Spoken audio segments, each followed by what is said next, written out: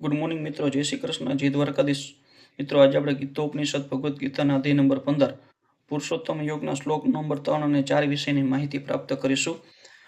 ન રૂપમ અસ્ય ઇહ તથા ઉપલભ્યે ન અંતઃ ન ચ આદિ ન ચ સંપ્રતિષ્ઠા અસ્વસ્થમ એનમ સુવિરૂઢ મૂલમ અસંગ શસ્ત્રેણ દૃઢેન ચિત્વા તતઃ પદમ તતઃ પરિમાર્ગ ગતિવ્યમ યસ્મિન ગતા ન નિર્વિતંતિ ભૂયતમ એવ ચ આદ્યમ પુરુષઃ પ્રપદ્યે યત પ્રવૃત્તિ પ્રસૂતા પુરાણી. અર્થાત આ વૃક્ષના વાસ્તવિક સ્વરૂપની અનુભૂતિ આ જગતમાં કરી શકાતી નથી. કોઈ પણ એ સમજી શકતું નથી કે આનો આદિ ક્યાં છે, અંત ક્યાં છે અને આધાર ક્યાં છે. પરંતુ મનુષ્યએ આ શ્રુદઢ મૂળવાળા વૃક્ષને વિરક્તિના શસ્ત્ર વડે નિશ્ચયપૂર્વક કાપી નાખવું જોઈએ.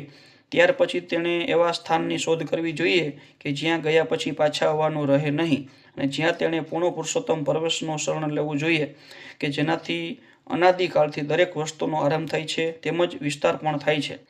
હવે એમ સ્પષ્ટ કહી દેવાયું છે કે આ અસ્વસ્થ વૃક્ષના વાસ્તવિક સ્વરૂપને આ ભૌતિક જગતમાં સમજી શકાય છે. તેનું મૂળ ઉપરની તરફ હોવાથી અસલ વૃક્ષોનો વિસ્તાર સામેના છેડે થાય છે.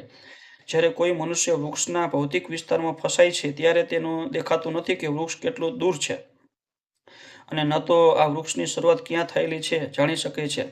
તેમ છતાં મનુષ્ય કારણ તો શોધી કાઢવાનું જ હોય છે. હું મારા એક પિતાનો પુત્ર છું, મારા પિતા અમુક મનુષ્યના પુત્ર છે વગેરે.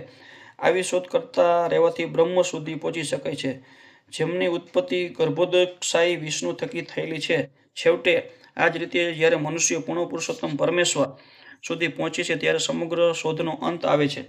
મનુષ્ય આ વૃક્ષનો ઉદ્ગમ પૂર્ણ પુરુષોત્તમ પરમેશ્વરની શોધ એવા મનુષ્યના સંગમાં રહીને કરવી જોઈએ કે જેમને તે પરમેશ્વરનું જ્ઞાન પ્રાપ્ત થયેલું છે. આવા જ્ઞાનથી મનુષ્ય ધીરે ધીરે વાસ્તવિકતાના મિથ્યા પ્રતિબિંબથી અળગો થઈ જાય છે અને જ્ઞાન દ્વારા તે સંબંધનો વિચ્છેદ કરી શકે છે અને અસલ વૃક્ષમાં ખરેખર સ્થિત થઈ શકે છે.